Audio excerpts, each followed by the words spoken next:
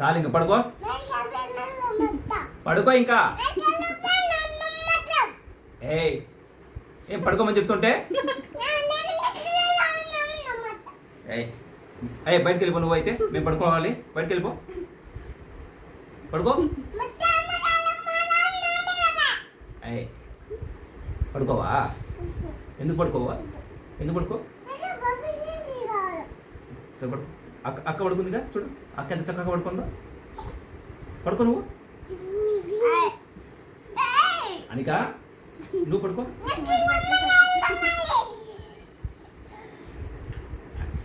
అయితే నీకు దెబ్బలు పడతాయి. నీకు దెబ్బలు పడతాయి. ఇంకా పడుకోవాలి.